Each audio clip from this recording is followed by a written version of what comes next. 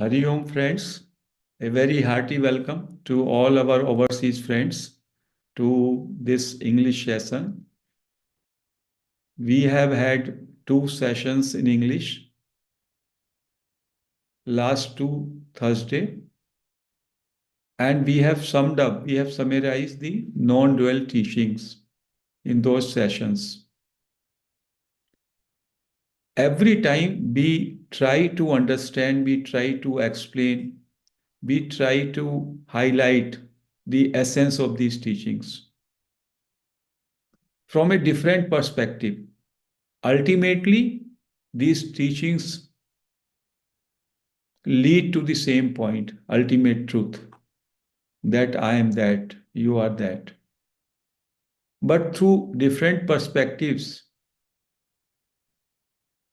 we are taught, we understand what is that essence, what is that truth, which is ever present, which is ever shining in our heart, which never leaves us.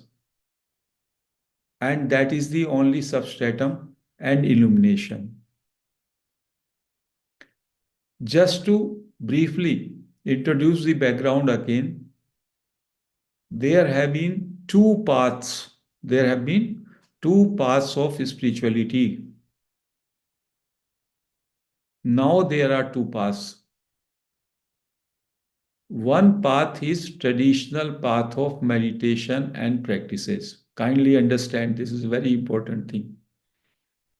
In traditional path of spirituality or meditation, we were told you have to spend a very good amount of time in doing sadhana, prayers, meditation, jap, worshipping, contemplation, etc., so that your mind and body is purified. So people used to take 20 years, 30 years, even 40 years, maybe even this entire lifetime, and they will do these practices very regularly. Whatever were laid down or whatever were instructed by their gurus.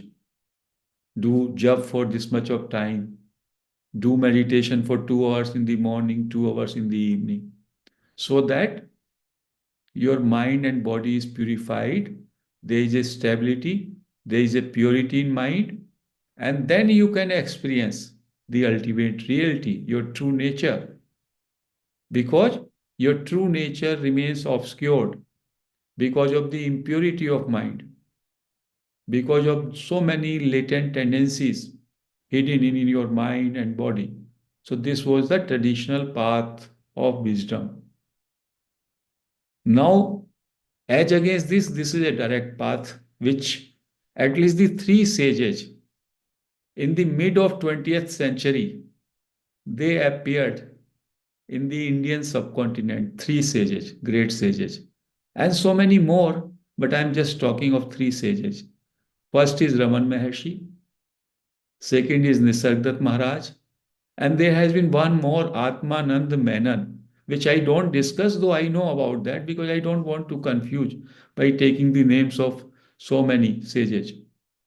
So, all these three sages said that you can directly realize your true nature without attending to your mind and body.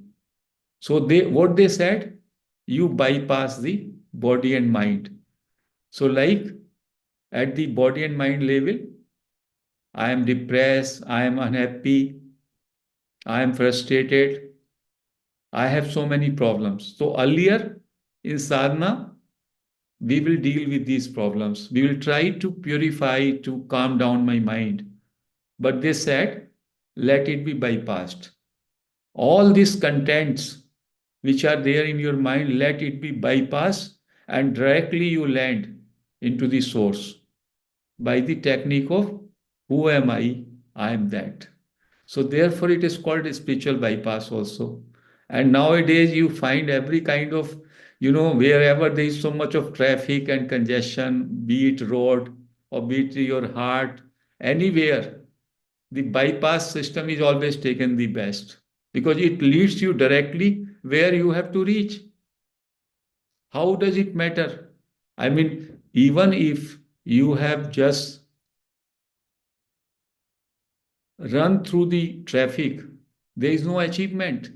You can say, oh, there was a heavy traffic, still I drove, I did not hit anybody, and ultimately I am here. And there is somebody who is using the bypass and he is reaching there. So the person who has gone through this heavy traffic road, does he accomplish something more than the one who has directly landed there? Suppose you are two friends, one is taking that path, another is already reached there. So can you say you have cheated, you have taken the bypass, and I have really worked very hard for 20, 30 years through my sadhana and practice, and I have purified my mind, and now I have realized. So I am more deserving.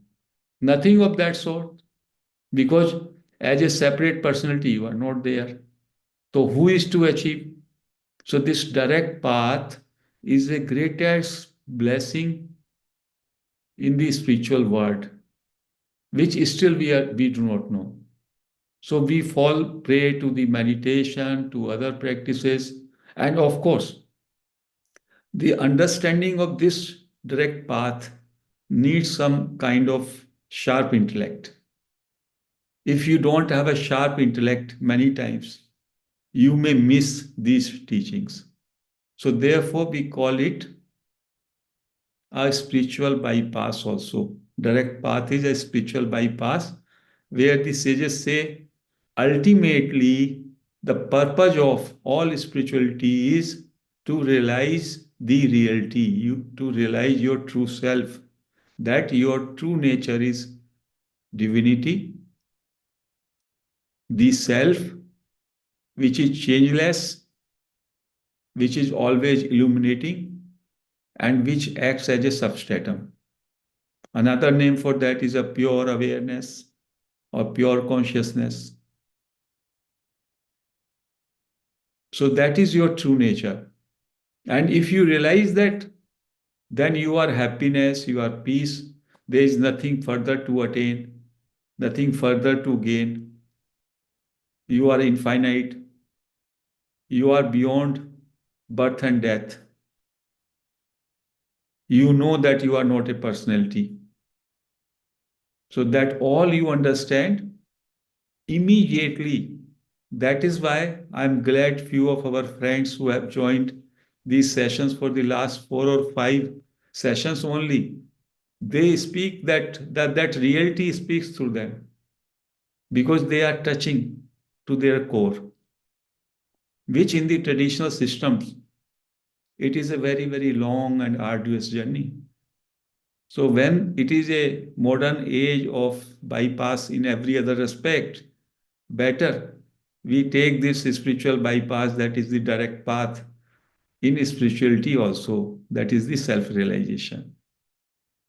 So we are fortunate, we are lucky. Through this platform, at least we are going to have access to this direct path. The wisdom which I share is from Ravan Maharshi and Nisargadatta Maharaj. And both these sages have said that your true nature is happiness and bliss. Your true nature is that ultimate reality which is changeless, which is untinted, which is beginningless, which has no end, and which is self shining, always shining. And it is only through that reality that everything is known. It has a knowing element. Illumination is that knowing element.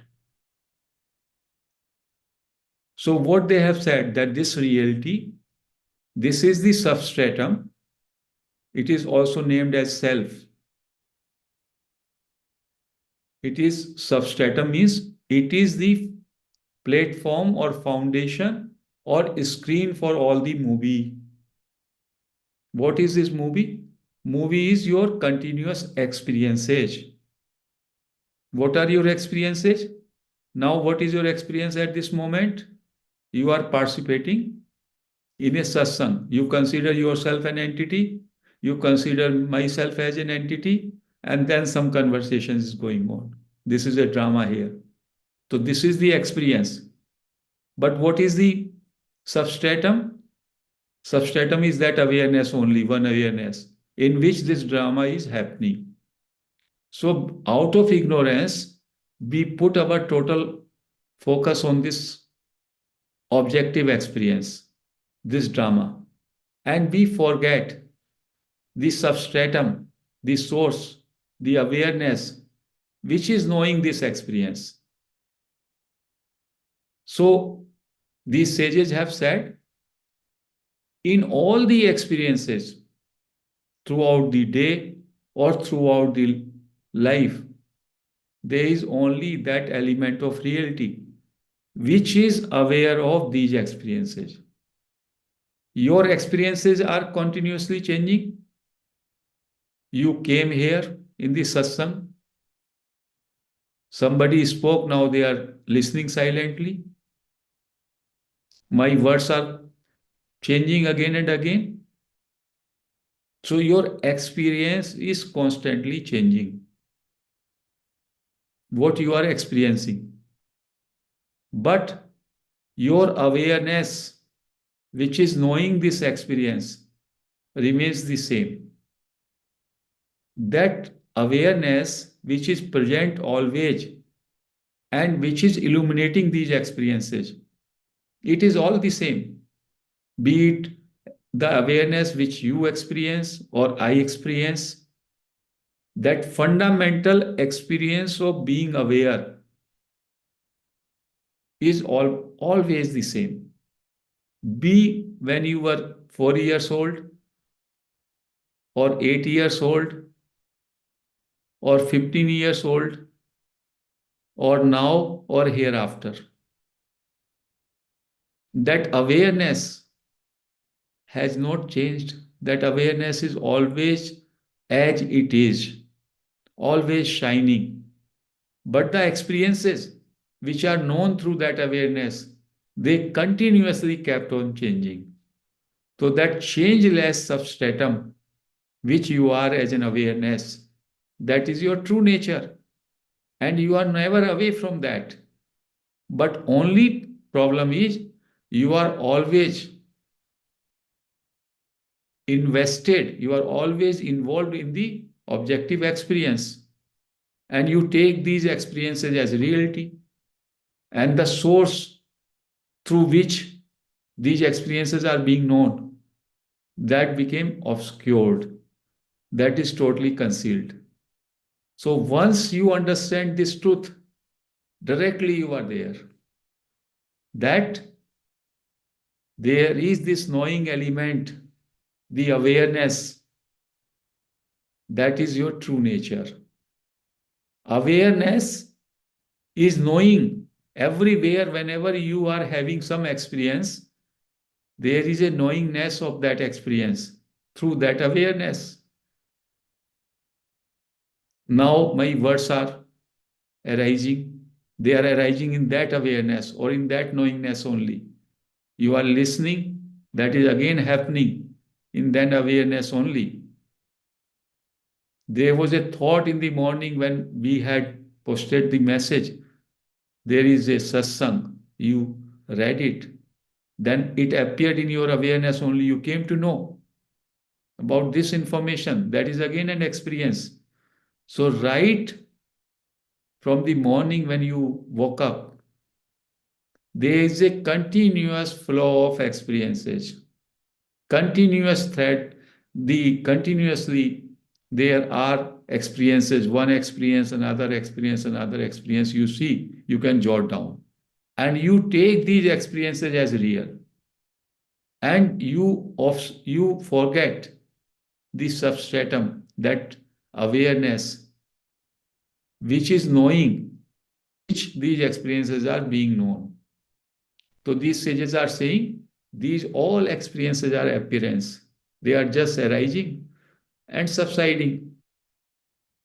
In a way, they are illusory or they are not permanent.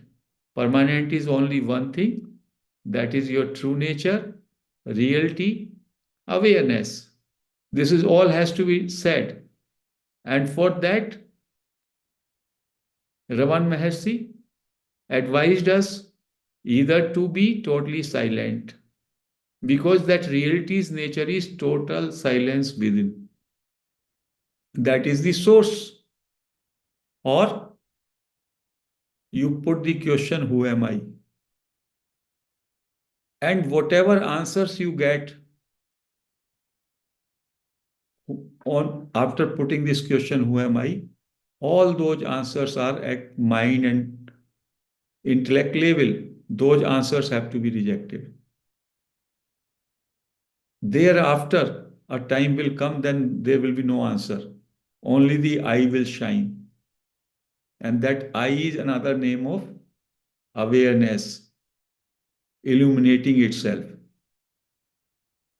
That is the eternal I. Or Nisargadatta Maharaj has said that that is a sense of I am, that sense of presence, which is that reality, which is that awareness, conscious presence that I am. But in that conscious presence, you attach different experiences. And those experiences obscure the essence of conscious presence. If you are not conscious presence, this experience of satsang cannot be experienced. So that is the most fundamental experience of beingness, which is always present in all the experience. Similarly, awareness is always present in all the experiences. So all these experiences are contents in the awareness, in the beingness. So it is so straight.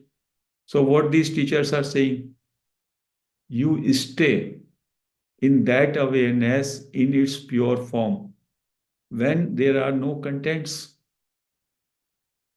And once you stay in that awareness or in that I amness without any experience, without any content, then you will start realizing your true nature.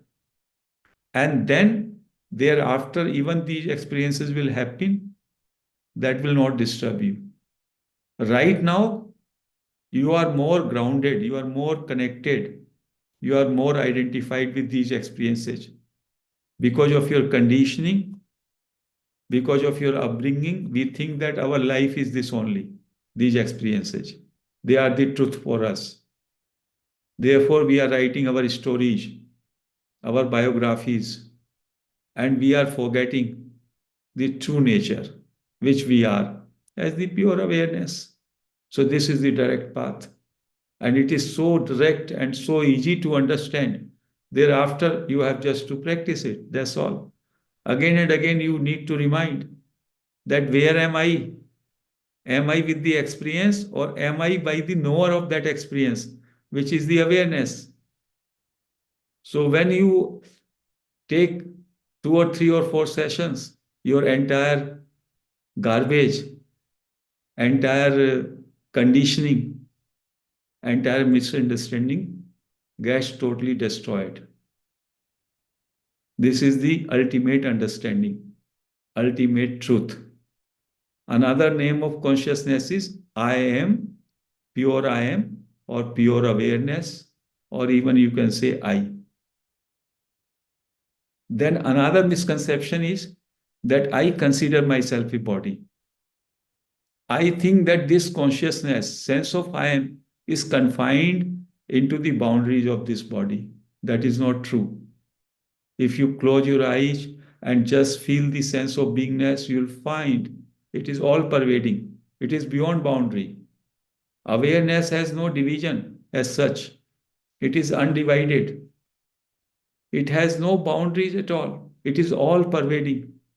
And that is your true nature. But since there is a sense of ego backed up by the mind, we consider ourselves a limited body, mind, senses, and then this world of things, relationships, situations that arise. So, because of this localized consciousness, there is a vast ocean of consciousness, and then some localization of consciousness happens in the shape of mind. So, mind is then in the mind, through mind, this world of names, forms, and objects is perceived. So, ultimately, my true nature is the consciousness, pure consciousness, as it is. And at that level, I am supreme unmanifest. I cannot know even myself. Like sun cannot know itself, because knowing itself means there should be duality of subject and object. Sun is self-illumined. So that is the highest teaching, highest position. When you are totally empty, you are beyond any experience, even you are not knowing yourself. That is called unmanifest. Then there is the second, middle floor, where you have this sense of I am, where manifestation takes place. Because your mind is there. So through mind, this entire experiences are being perceived. At the absolute state, mind has dissolved. So there is no experience. In order to have this phenomenal experience, we need to have the mind. So here you are in I amness. In I amness, when you are grounded in I amness, it is a some kind of witnessing is there. Sometimes you get experiences attaching into I amness, you go back and forth. Some kind of, you will touch the absolute and you will come back to the manifestation. So manifestation and unmanifest, they keep on fluctuating. And the lowest floor or lowest step of that understanding is, which is total ignorance, that you consider yourself a body. You consider yourself a limited body. This is the truth. I am the body. Others are body. There are trees, there are events, there are other things. What this is merely an appearance which is created by way of projection from our mind, which is a finite, which is a kind of whirlpool in the consciousness, universal consciousness. So once this ultimate truth, that is the universal consciousness, creates a localized whirlpool through the mind, and then this mind projects this world. Once a person goes into the absolute, then there is an unmanifestation. He will not be aware of this world. In order to be aware of this world, we have to stay in I am.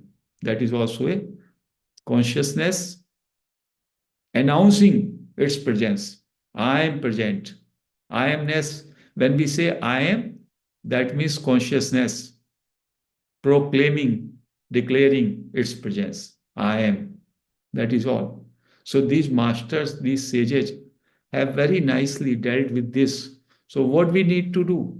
Simply, we have to practice silence for some time, so that for a second, for 2 seconds, 5 seconds, we can be into pure beingness, pure I amness, when there is no experience, no words, no thoughts. Or through some other practices, we can retrieve knowing element or awareness from the contents, because there is no experience in which that awareness is not there. Every experience is known by that awareness. So awareness is everywhere. It is like In everything, space is there, but space is not seen. Space is there in your body, but we are not seeing that space that way. So that consciousness or awareness, if it can be experienced, divesting the content of it through some practice, then you can stay in that pure consciousness or pure beingness apart from those objects and experiences. And in this direct method, once you start deepening your understanding and cultivating your conscious presence by holding on to I am, gradually you will come back to the world of experiences and then you will readjust. There will be reorientation because now you are reborn. Earlier, you were so much attached to the outside world. Now you will understand that these are all like movie on the screen. There is nothing so permanent about it. So that is called the reorientation. After that awakening. Awakening means you understand your true self. And then again you are back in this world, but your perception or your way of handling this world undergoes a total change, total transformation. So, this is the direct path. This is the kind of spiritual bypass, we can say. And we are all very lucky that in spirituality, we could not know this bypass so far. Some of us are, I think, must be hearing this first time. Of course, on our platform, we are talking about this direct path for so many years. After all, what is our purpose? Our purpose is to realize our true nature. So, how does it matter you why we should stick to a longer path of progressive meditation if we can directly land there? Like there is a aircraft or helicopter which can directly make you land at Everest, or you can climb. If you climb on foot and take lot many years, so what is this? After all, the end result is the same. Rather, you feel very happy. Oh, I just started, and after 2 hours, I was there. So good. And once you have been there in Everest, you have had that experience of that reality.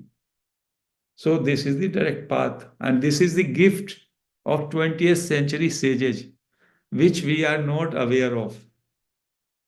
And no, very few people are talking. Of course, people are talking, but still, we remain in ignorance.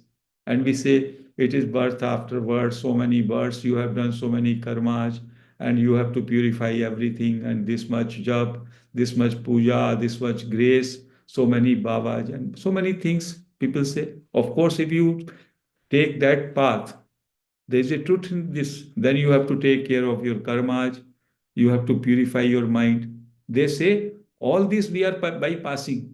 This is all egoic contents and garbage. You leave away this. First, you go directly where you have to reach. And after being there, realizing there, you come back. You will find half the garbage is already over. It is like this you take bath in Ganga and your skin is so much muddy that one bath will not do. You have to go again and again and take a bath, take a bath. Instead of you, it is a cloth. It is a kind of cloth. The analogy is given. There's a cloth which is dirty. You again and again rub it, rub it, rub it through surf, through sabun, and it is not still becoming taintless. It is tainted. Then Master is saying, why to retain this cloth? Throw away it. So direct path is like this. Ego, the personality, the mind, why to handle this at all? Directly go to your source, which is pure, untainted, right now, here in this moment. And having experienced that, having established in your true nature, then you come back and deal with everything. And you will be very happy and you will be a transformed person. So, this is the direct path. So, friend, today, because of the questions, we have dealt with this subject little bit in a new perspective. I hope you have rejoiced it. So, I conclude here. Thank you.